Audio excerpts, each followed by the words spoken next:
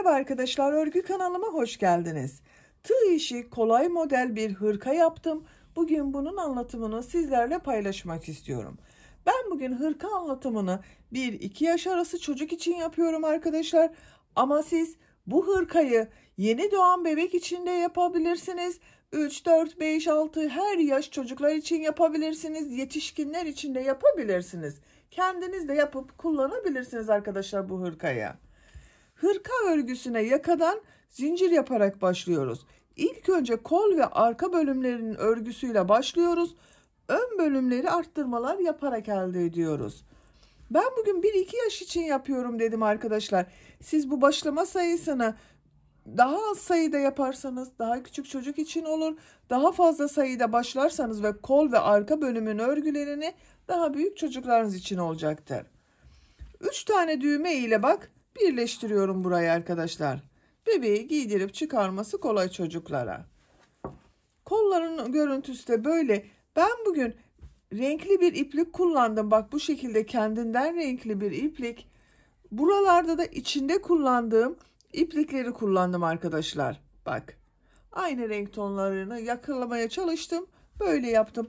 Ben bugün bu renk iplikleriyle yaptım. Siz aynı modeli hem kız hem de erkek bebekler için istediğiniz renk iplikleri kullanarak yapabilirsiniz.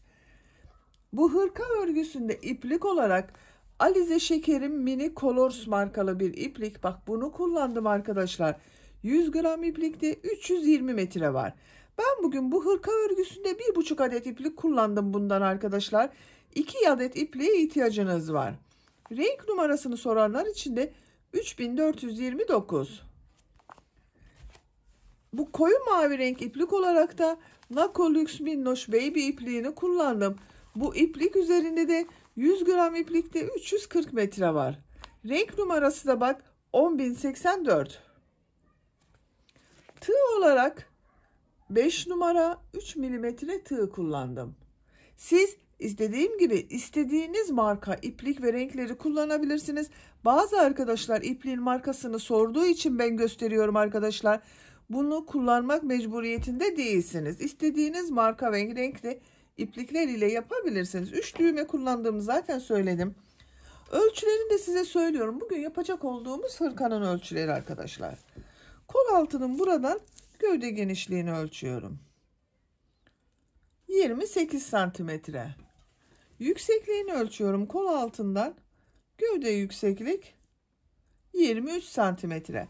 Bu ölçüde 1-2 yaş arası çocuk için çok güzel bir ölçü. 2 yaş çok rahat kullanır arkadaşlar bu hırkanın örgüsünü. Bakın ters tarafının görüntüsü de bu şekilde. Çok şık ve güzel bir hırka. İplik tığ hazırlayalım. Hep birlikte bu güzel hırkanın örgüsüne başlayalım. Örgü kanalıma abone değilseniz abone olmayı unutmayın lütfen. Örgü kanalıma abone olmak ücretsiz. Örgü kanalıma ücretsiz abone olup orada bulunan zil şeklinde dokunarak açık yaparsanız kanalıma video yüklediğim zaman ilk önce size bildirim gelir. Örgülerimden herkesten önce sizin haberiniz olur. İzlediğiniz videolarıma beğeni ve yorumlarınızı da yaparsanız çok sevinirim arkadaşlar. Hepinize kolay gelsin, iyi çalışmalar.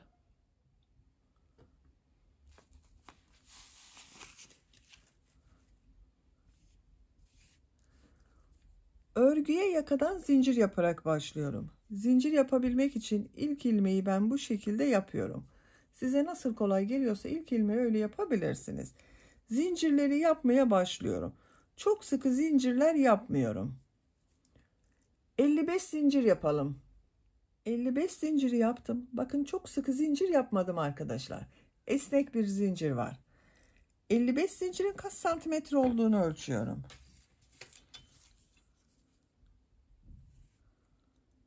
24 santimetre zincir uzunluğu var.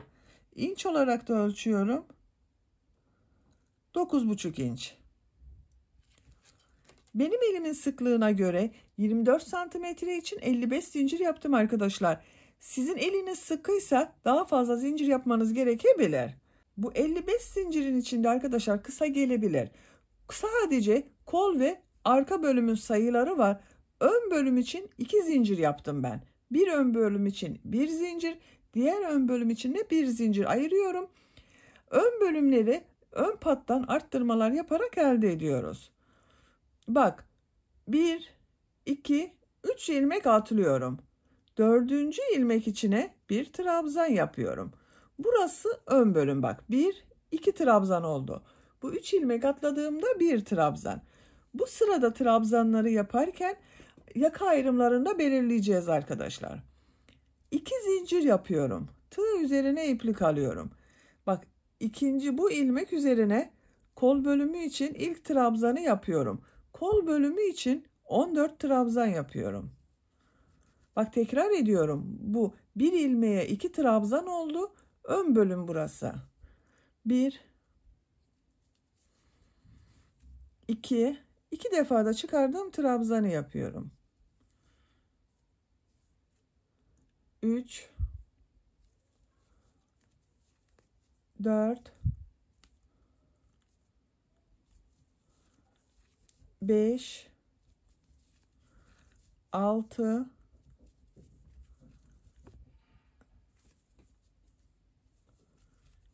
7, 8, 9, 10, 11,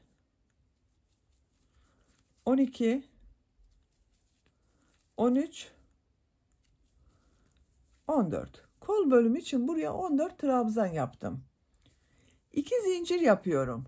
Tığ üzerine iplik alıyorum. Arka bölüm için 22 trabzan yapıyorum. Ben biraz hızlı yapıyorum arkadaşlar. Bak, 1, 2, 3, 4, 5, 6, 7, 8, 9, 10, 11, 12, 13, 14, 15, 16, 17, 18, 19,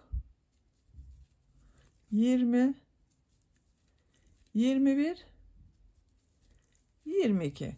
Arka bölüm için 22 trabzan yaptım. 2 zincir yapıyorum. Diğer kol bölümü için 14 trabzan yapıyorum. Bak, burada 14 trabzan yaptım. Buraya da 14 trabzan yapıyorum. 1, 2, 3, 4, 5, 6, 7, 8, 9, 10, 11, 12, 13, 14. Diğer kol bölümü için de 14 trabzan yaptım. 2 zincir yapıyorum. Tığ üzerine iplik alıyorum. Bak, bu son ilmek üzerine 2 trabzan yapıyorum. Aynı ilmek içine. Diğer ön bölüm burası da arkadaşlar. Bak, ön bölüm için 2 trabzan oldu. Sıra başında da bak 2 trabzan yaptım ön bölüm için. Burada da 2 trabzan oldu. Bu sırada bak yaka ayrımlarını yaptık. Kol bölümleri için 14 trabzan, arka bölüm için 22 trabzan yaptım. İkinci sıradayız. İkinci sırada bu ön patlardan arttırma yapacağız. Bu 2 zincir yaptığım arttırma yerlerinde de 1 trabzan, 2 zincir, 1 trabzan yapıyorum. Bir zincir yapıyorum, örgüyü çeviriyorum. Bak, bu ilk ilmek üzerine 2 trabzan yapıyorum. 1, 2. Bak, arttırma trabzanı yaptım. Bu ilmek üzerine 1 trabzan yapıyorum. Bu arttırma zincirinin üzerine 1 trabzan, 2 zincir, 1 trabzan yapıyorum.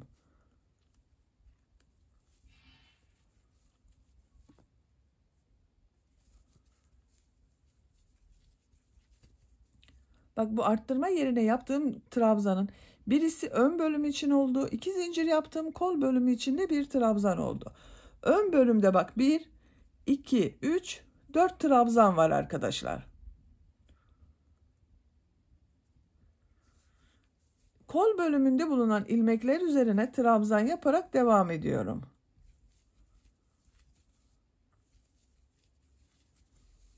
Buraya kadar devam edelim.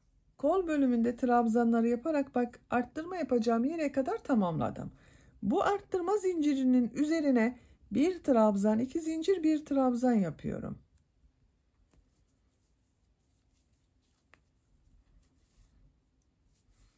Arka bölümde bulunan ilmekler üzerine trabzan yaparak devam ediyorum. Bak buraya da bir trabzan, 2 zincir, bir trabzan yaptım. Buraya kadar devam edelim. Arttırma yapacağım yere kadar arka bölümde trabzanları yaptım. Bu 2 zincir üzerine bir trabzan, 2 zincir, bir trabzan yapıyorum.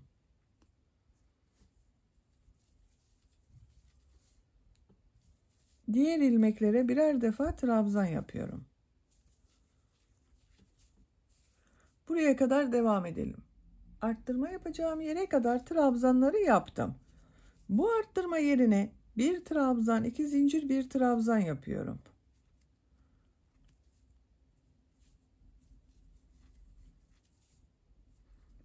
Bak burada 2 trabzan var arkadaşlar. Bir bu var, bir de 3 ilmek atlayarak yaptığım bir trabzan var. Bu ilk ilmek üzerine bir trabzan yapıyorum. Tığ üzerine iplik alıyorum. Bak bu 3 ilmek atlayarak yaptığım trabzanın bu ilmek üzerine 2 trabzan yapıyorum. Aynı ilmeğe. Bak ön bölümde bu sırada 2 4 trabzan oldu. Bak sıra başında da ön bölümde 4 trabzan yaptım. Sıra sonunda da 4 trabzan oldu. Üçüncü sıradayız. Bir zincir yapıyorum, örgüyü çeviriyorum. Üçüncü sırada bu ön patta bir trabzan yapıyorum arkadaşlar. Arttırma yapmıyorum. Bu ön pattan arttırmaları sadece çift sayılarda yapıyorum. İkinci, dördüncü, altıncı, sekizinci, onuncu, 12. sıralarda yapıyorum. Bak bu ilk ilmek üzerine bir trabzan yapıyorum. Diğer ilmeklere birer defa trabzan yapıyorum.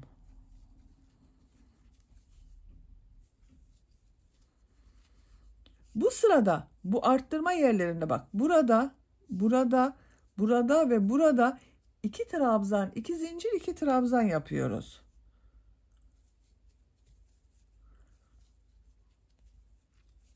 Bak 1, 2, 2 zincir yapıyorum. Aynı arttırma yerine 2 trabzan daha yapıyorum. Bak 2 trabzan, 2 zincir, 2 trabzan yaptım. 2 trabzanı ön bölüm için yaptım. 2 trabzan da kol bölümü için. Ön bölümde bak bu sırada 2, 4, 6 trabzan oldu. Diğer ilmeklere birer defa trabzan yapıyorum. Arttırma yerine kadar devam edelim. Arttırma yerine kadar trabzanları bak birer defa yaptım. Bu arttırma yerine 2 trabzan, 2 zincir, 2 trabzan yapıyorum.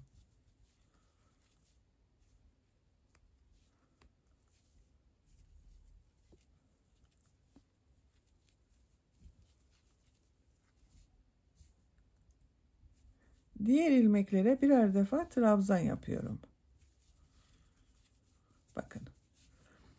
Bu bak burada ve burada bu 4 yerden arttırmaları bir sırada bir alt sırada yaptığım gibi bir trabzan, 2 zincir, bir trabzan yapacağız. Şimdiki sırada yaptığım gibi 2 trabzan, 2 zincir, 2 trabzan yapacağız. Dönüşümlü olacak arkadaşlar.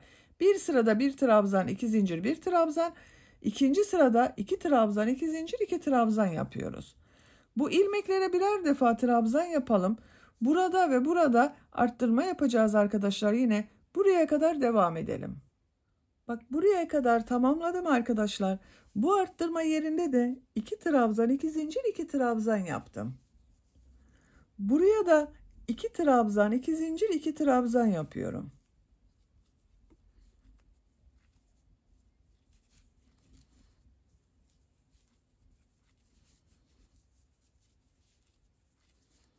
Diğer ilmekler üzerine birer defa trabzan yapıyorum.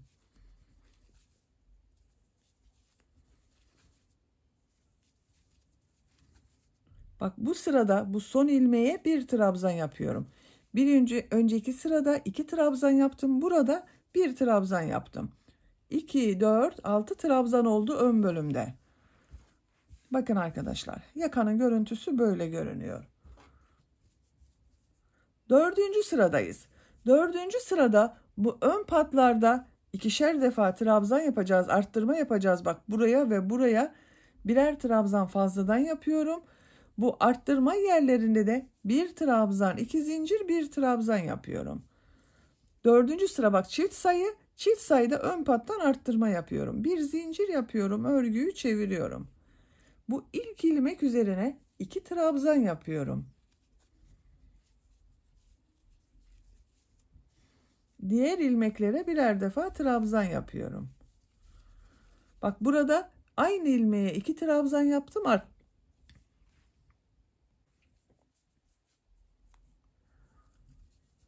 Bak burada aynı ilmeğe 2 trabzan yaptım, arttırma yaptım arkadaşlar dördüncü sırada. Diğer ilmeklere birer defa devam ediyorum.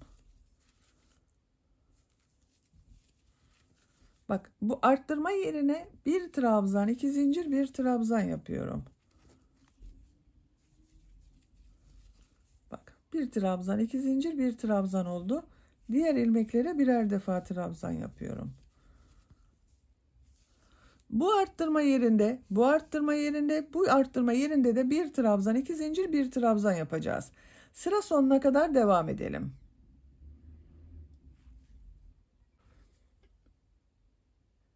Sıra sonuna kadar tamamladım. Son ilmek üzerine bak 2 trabzan yapıyorum.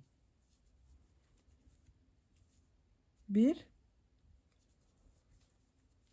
2 bak son ilmeğe 2 trabzan yaptım. Sıra başında da bak 2 trabzan yaptım aynı ilmek içine. Sıra sonunda da aynı ilmeğe 2 trabzan yaptım. Bak dördüncü sıradayım. Bu ön patlardan arttırma yapıyorum. Bu arttırma yerlerinde de bak bir trabzan, 2 zincir, bir trabzan yaptım hepsinde.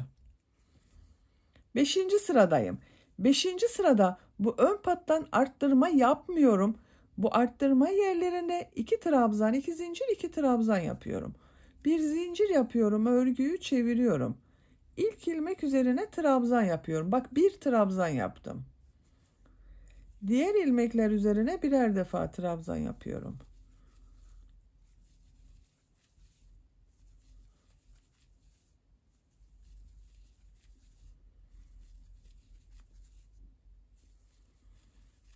Bak arttırma yerine geldim. 5. sıradayım. Buraya 2 trabzan, 2 zincir, 2 trabzan yapıyorum.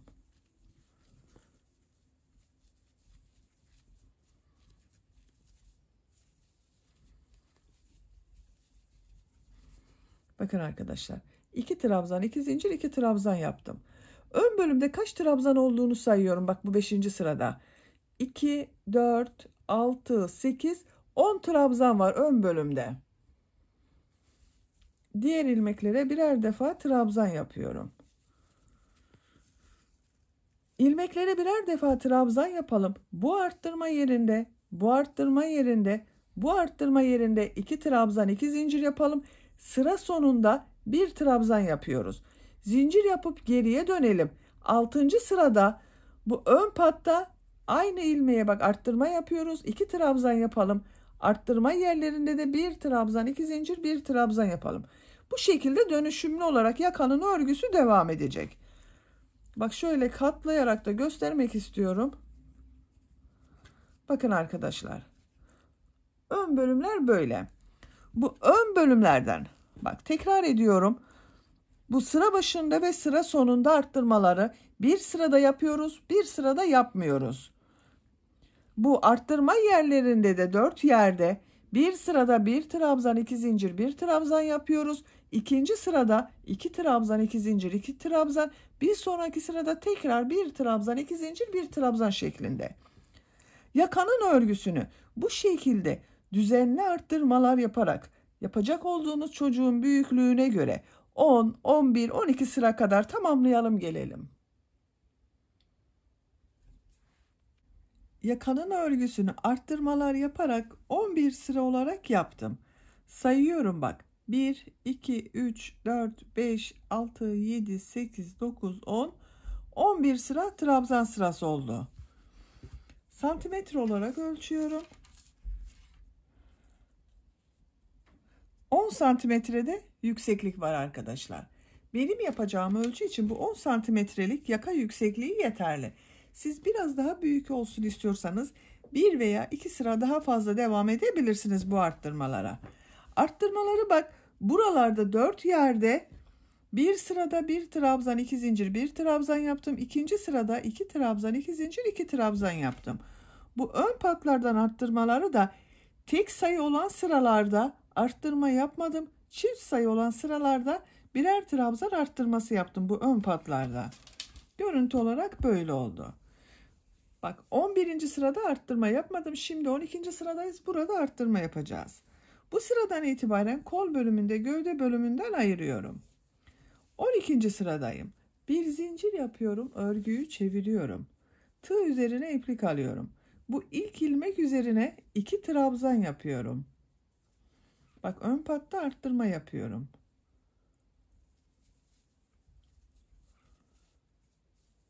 Diğer ilmeklere birer defa trabzan yapıyorum.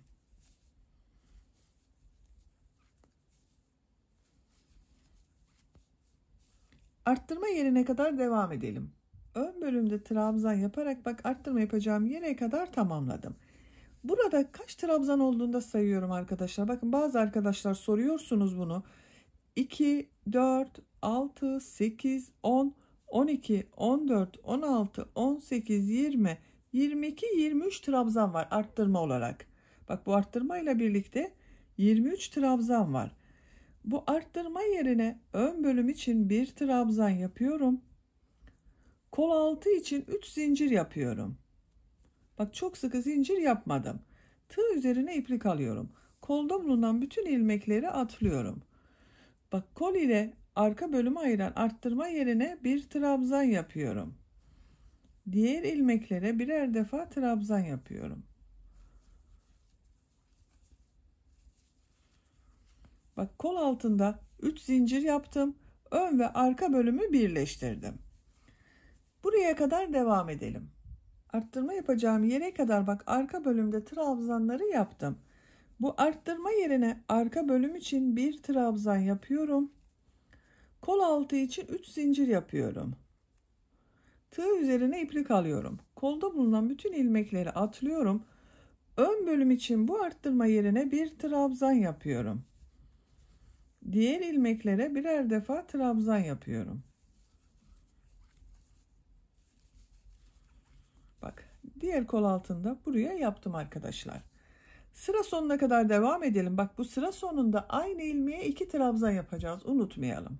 Sıra sonuna kadar tamamladım. Bak son ilmek üzerine 2 trabzan yapıyorum.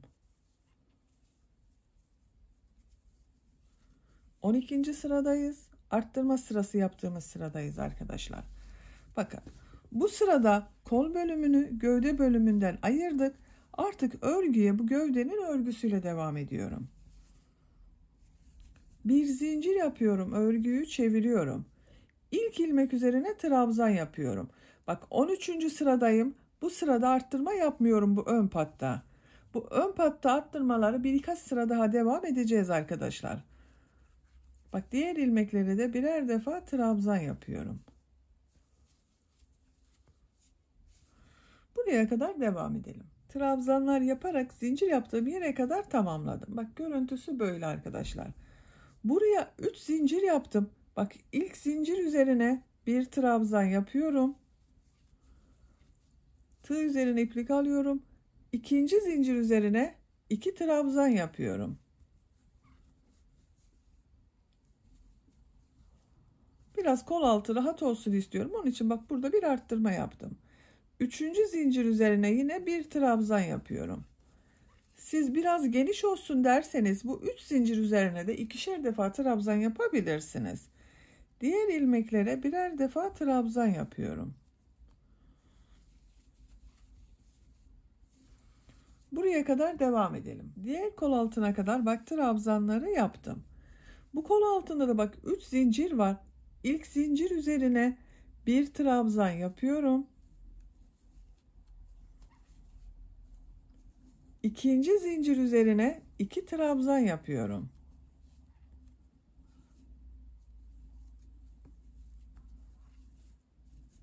Bak üçüncü zincir üzerine de yine bir trabzan yapıyorum.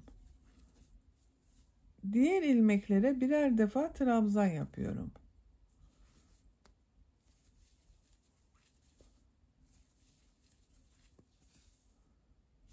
Bak bu kol altının aynısını yapıyorum arkadaşlar. Siz bu kol altında her ilmeğe ikişer defa trabzan yaptıysanız buraya da ikişer defa trabzan yapacaksınız. Sıra sonuna kadar devam edelim. Sıra sonuna kadar tamamladım. Bak son ilmeğe bir trabzan yaptım arkadaşlar. 13. sıradayız. Bu sırada ön patlarda arttırma yapmıyorum.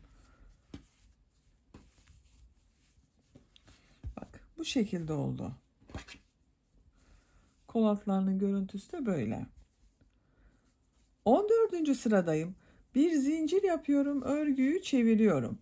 Bak bu çift sayı olduğu için 14. sırada bu ön patlardan arttırma yapıyorum. İlk ilmek içine 2 trabzan yapıyorum. 2 trabzan yaptım. Diğer ilmeklere birer defa trabzan yapıyorum. Her ilmek üzerine birer defa trabzan yapıyorum. Sıra sonuna kadar devam edelim. Sıra sonunda bir zincir yapıp geriye dönelim. Bak sıra sonunda yine arttırma yapacağız arkadaşlar ön patta. Bu ön patlardan arttırmayı bak 14. sırada yaptık. 15. de yapmıyorum. 16. sırada arttırma yapıyorum. 17. sırada yapmıyorum. 18. sırada tekrar arttırma yapıyorum.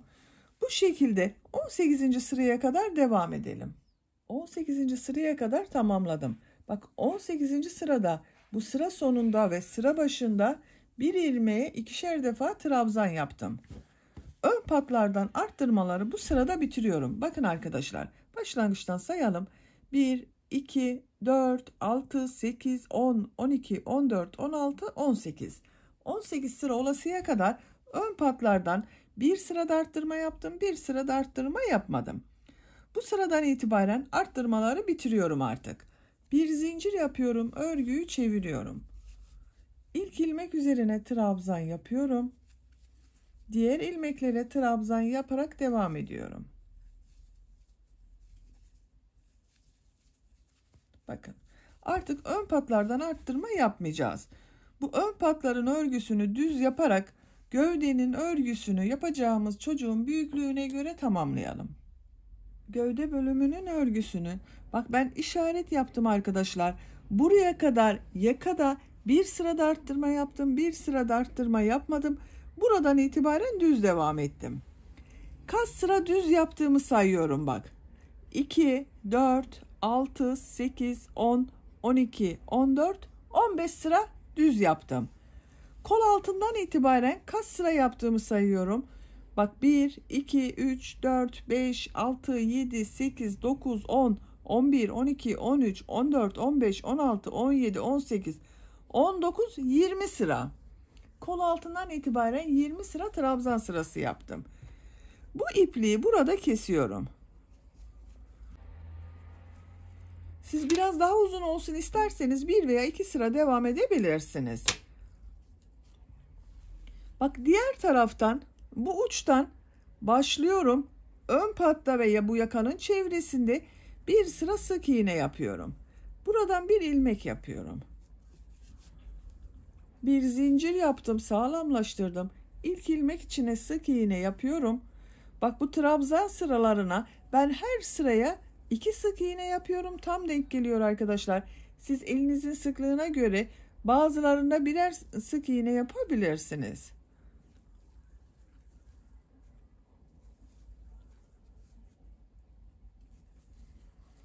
Bak bu şekilde sık iğne yapıyorum. Bu yaka çevresinde sık iğne yaparak buraya kadar tamamlayalım. Yaka çevresinde sık iğne yaparak bak diğer uç noktaya kadar tamamladım. Sık iğne yaptım arkadaşlar. İpliği kesiyorum.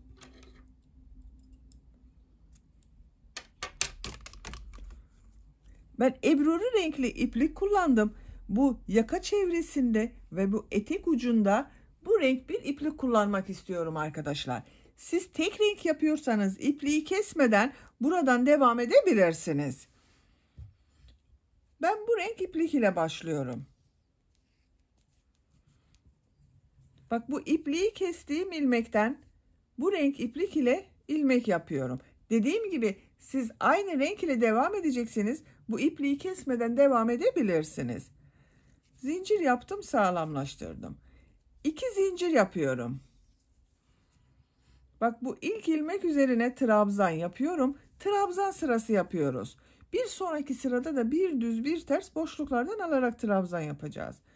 Bak, bu ilk ilmek üzerine trabzan yapıyorum. Diğer ilmekleri de trabzan yaparak devam ediyorum.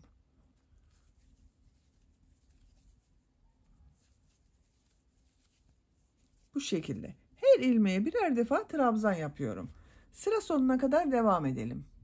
Trabzan sırası yaparak sıra sonuna kadar tamamladım. Bak, bu şekilde oldu arkadaşlar. Bu renk iplik ile bir sıra trabzan sırası yaptım. Sıra sonundayım. 2 zincir yapıyorum. Örgüyü çeviriyorum. Tığ üzerine iplik alıyorum. Bu sırada bu yaptığım trabzanları bir düz bir ters boşluktan alarak trabzan yapıyorum. Bak, ilk trabzanı bunu boşluktan alıyorum. Trabzan yapıyorum. Tığ üzerine iplik alıyorum. Diğer trabzanı ters taraftan bak şu şekilde tığı boşluğa takıyorum. Trabzan yapıyorum. Düz taraftan boşluktan alıyorum. Trabzan yapıyorum. Ters taraftan boşluktan alıyorum. Trabzan yapıyorum.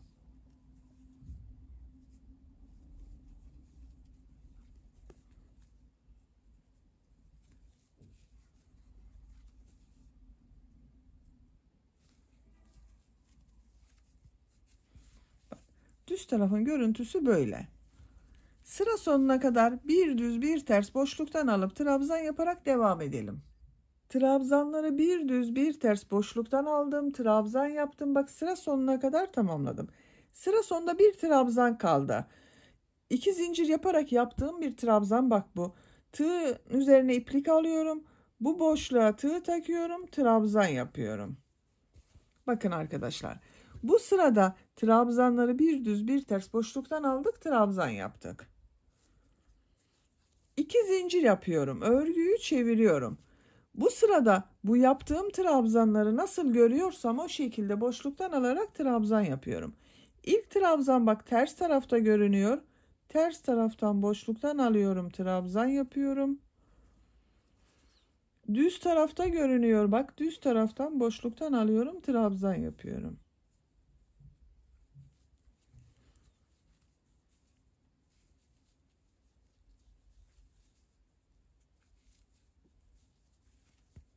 Bu şekilde. Trabzanları nasıl görüyorsan o şekilde boşluktan alıp trabzan yapalım. Sıra sonuna kadar tamamlayalım. Trabzanları nasıl görüyorsam o şekilde boşluktan aldım. Trabzan yaptım. Sıra sonuna kadar tamamladım. 2 zincir yapıyorum. Örgüyü çeviriyorum. Yine nasıl görüyorsam o şekilde boşluktan alarak trabzan yapıyorum. Bak, ilk trabzan düz tarafta görüyorum. Düz taraftan boşluktan alıp trabzan yapıyorum. Ters taraftan görüyorum. Ters taraftan boşluktan alıp trabzan yapıyorum.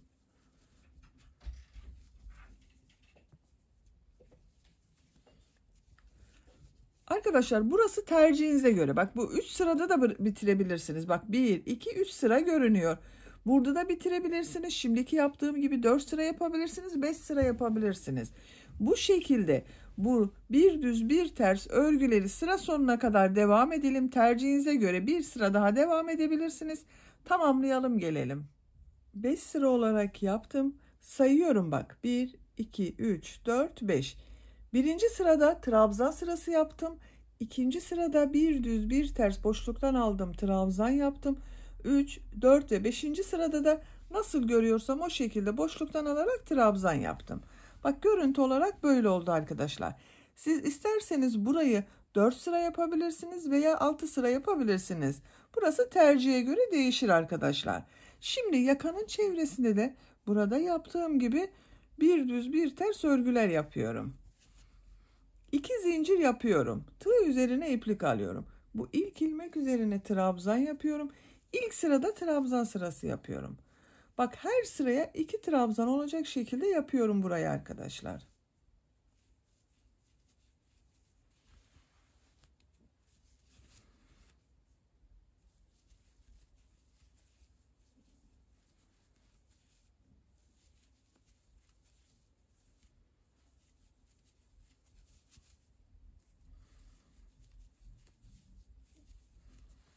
Bak, buralara trabzanı yaptım. Şimdi bak, bu yaka çevresinde sık iğne yaptım zaten. Bu sık iğneler üzerine birer defa trabzan yapıyorum. Bak, her ilmek üzerine bir trabzan yapıyorum.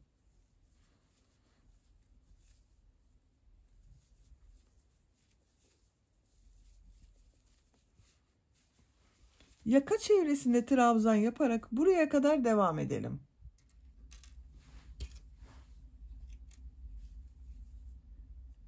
Yakanın çevresinde trabzan yaparak bak, diğer uç noktaya kadar tamamladım. Görüntü olarak böyle oldu arkadaşlar.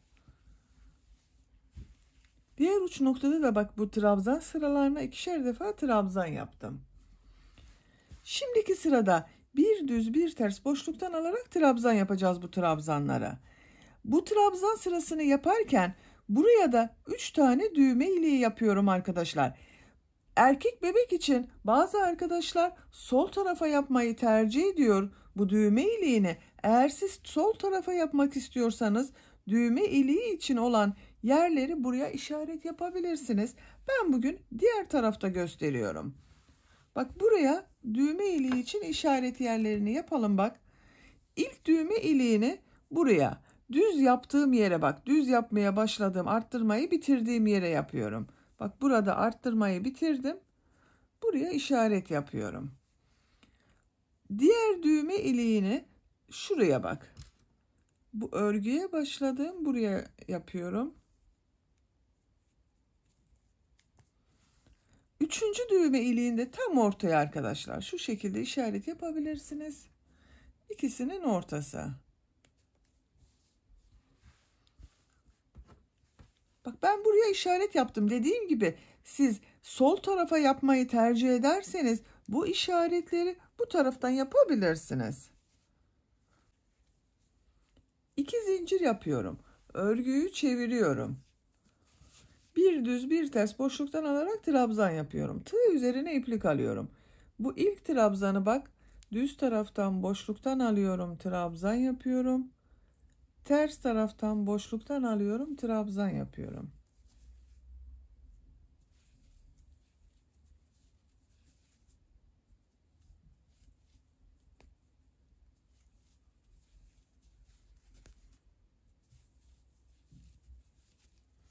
Bu şekilde arkadaşlar bir düz bir ters boşluktan alarak trabzan yapıyoruz. Bu ilk düğme iliği yapacağımız buraya kadar devam edelim.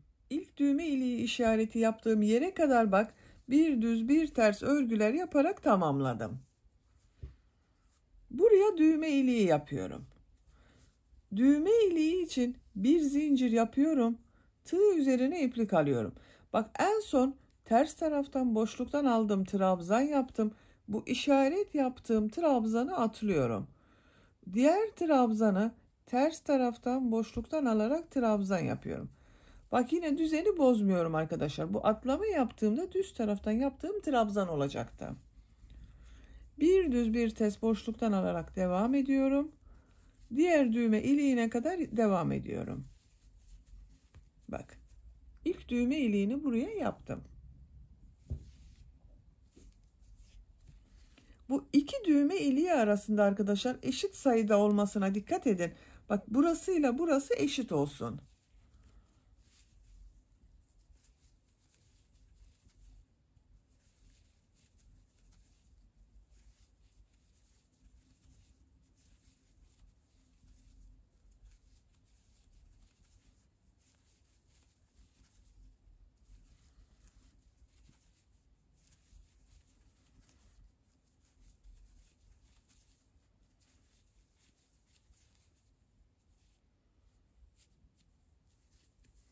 Bak, ikinci düğme iliği yaptığım, işaret yaptığım yere geldim. Yine ters taraftan bak boşluktan aldım, trabzan yaptım. Bir zincir yapıyorum. Tığ üzerine iplik alıyorum. Bu bir ilmeği atlıyorum. Diğer trabzanı ters taraftan boşluktan alıyorum, trabzan yapıyorum. Bak ikinci düğme iliğini de buraya yaptım. Yine bir düz bir ters boşluktan alarak trabzan yapıyorum.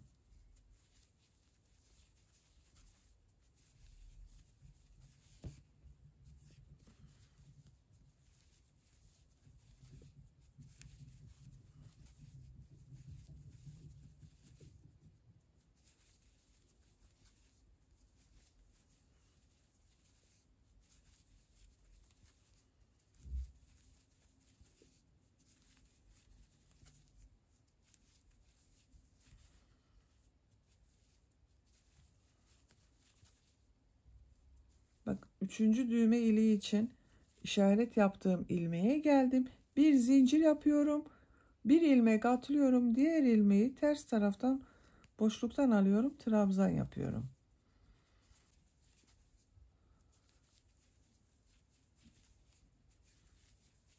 Sıra sonuna kadar bu şekilde devam ediyorum.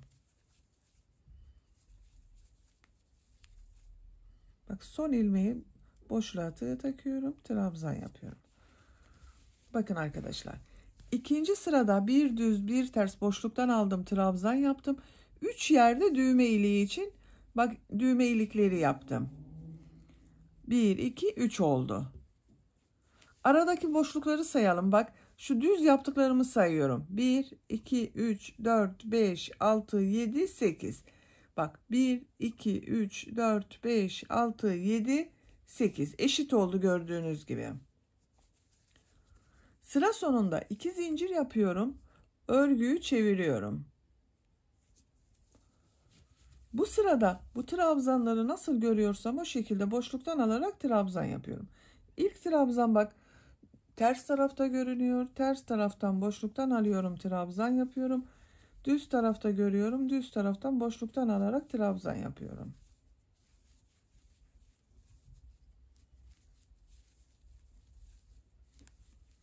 Bak düğme iliği yaptığım yere geldim. Tığ üzerine iplik alıyorum. Bu bir zincir üzerine bir trabzan yapıyorum. Eksiltme yapmadım bakın arkadaşlar. Diğerlerini nasıl görüyorsam o şekilde boşluktan alarak trabzan yapıyorum. Buraya kadar devam edelim. Diğer düğme iliği yaptığım yere kadar bak nasıl görüyorsam o şekilde boşluktan aldım, trabzan yaptım. Tığ üzerine iplik alıyorum. Bu bir zincir üzerine bir trabzan yapıyorum. Diğerlerini nasıl görüyorsam o şekilde boşluktan alarak trabzan yapıyorum. Buraya kadar devam edelim.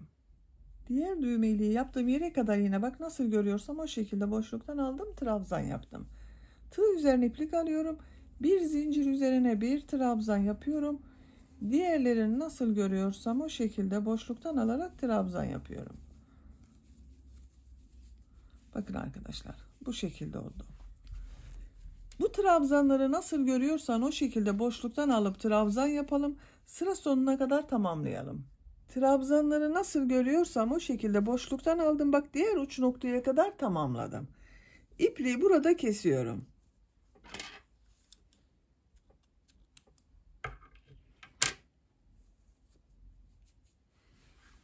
Bakın arkadaşlar. Yakanın çevresinde bir düz bir ters örgüleri yaptık. Çok güzel oldu. Ben düğmelerini de diktim. Bak bu 3 düğme iliği yaptım. Tam karşılarına gelen yere düğmelerini diktim.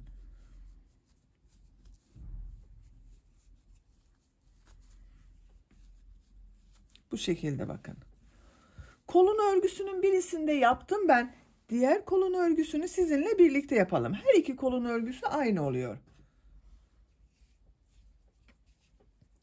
Kol altından başlıyorum.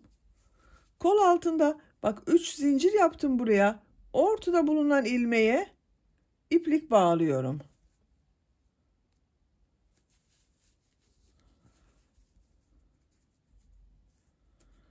İlmek yapıyorum.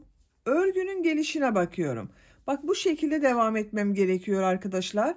Örgünün ters tarafından devam etmem gerekiyor örgünün gelişine göre. Bu arttırma yaptığımız zincir üzerine bir trabzan yapıyorum. Tığ üzerine iplik arıyorum. Diğer ilmeklere birer defa trabzan yapıyorum.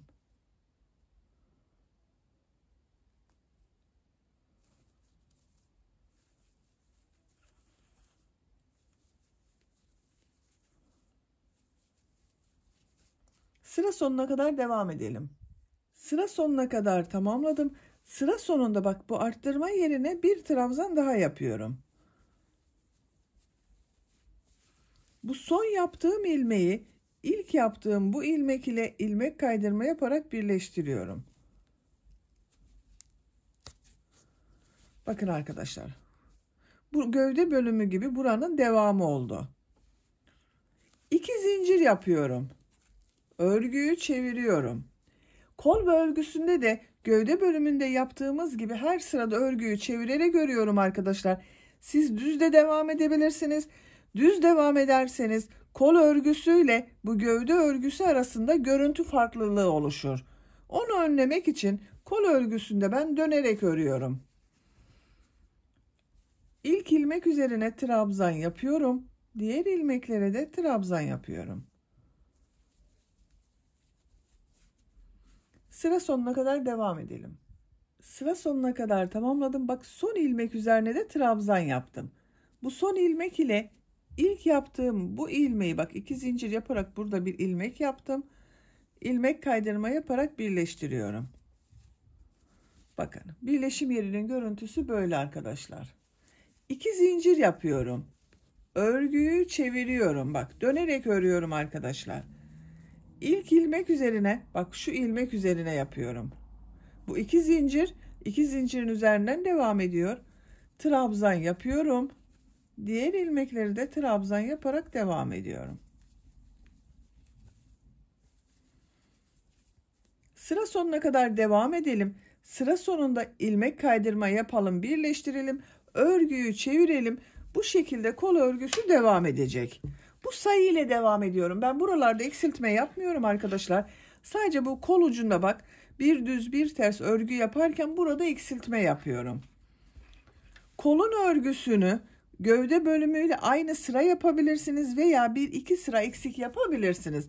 Ben bu kol örgüsünü gövde bölümünden bir sıra eksik yaptım. Kolun örgüsünü tamamlayalım. Bu bir düz bir ters örgüleri sizinle birlikte yaparız. Kol örgüsünü 19 sıra olarak tamamladım arkadaşlar. Bak sayıyorum. 1, 2, 3, 4, 5, 6, 7, 8, 9, 10, 11, 12, 13, 14, 15, 16, 17, 18, 19. Gövde bölümünü 20 sıra yaptım. Bak sayıyorum. 2, 4, 6, 8, 10, 12, 14, 16, 18, 20. Kol örgüsünü gövde bölümünden bir sıra eksik yaptım. Şimdi kol ucuna bileklik bölümü olarak bu renk ile bir düz bir ters örgüler yapacağız. Bak en son ilmek kaydırma yaparak birleştirdim. İpliği kesiyorum.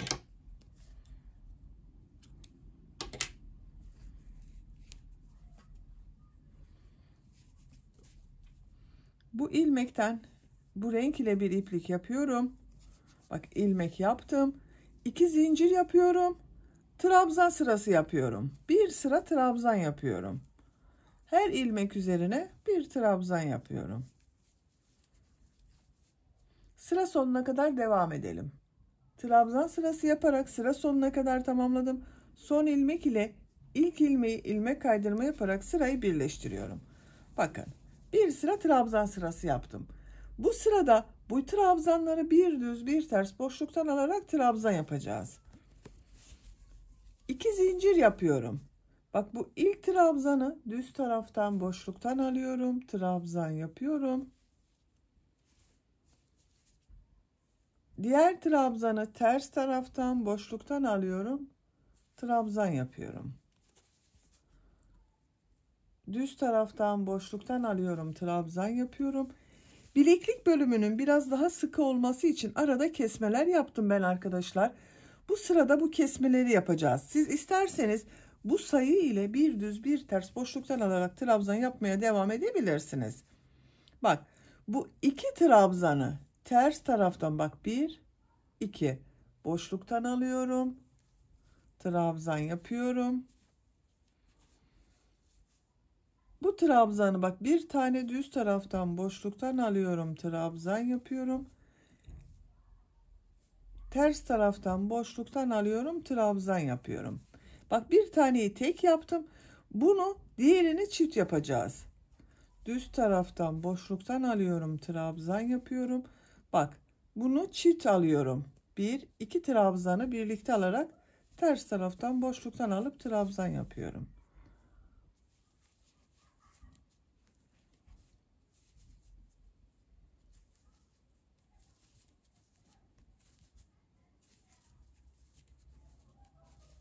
Bak, bunu çift alıyorum.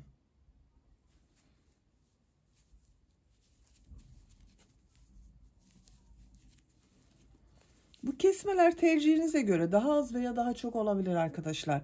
Sıra sonuna kadar devam edelim. Sıra sonuna kadar tamamladım. Son ilmek ile ilk ilmeği ilmek kaydırma yaparak sırayı birleştiriyorum.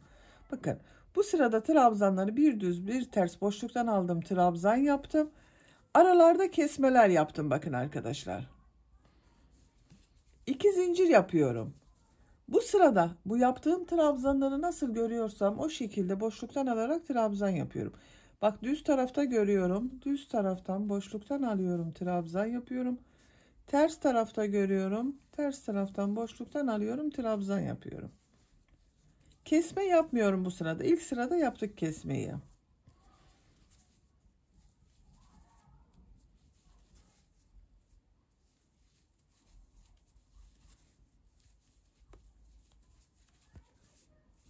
Sıra sonuna kadar devam edelim.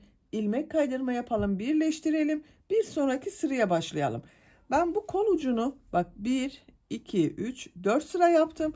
Burada bak 1, 2, 3 oldu. Bir sıra daha yapıyorum. Siz tercihinize göre bunu 3 sıra yapabilirsiniz, 4 sıra yapabilirsiniz, 5 sıra yapabilirsiniz. Tamamlayalım arkadaşlar. 4 sıra olarak tamamladım. İlmek kaydırma yaparak sırayı birleştirdim. İpliği kesiyorum.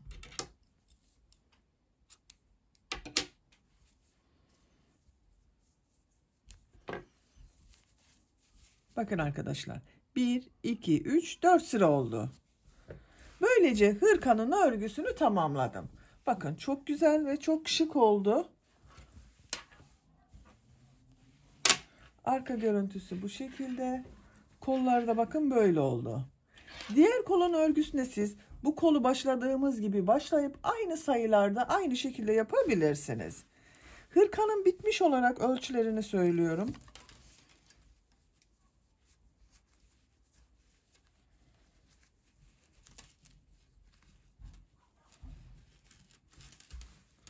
Kol altının buradan gövde genişliğini ölçüyorum. 28 santimetre.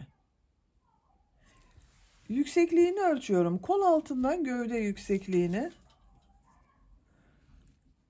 23 santimetre yükseklik var.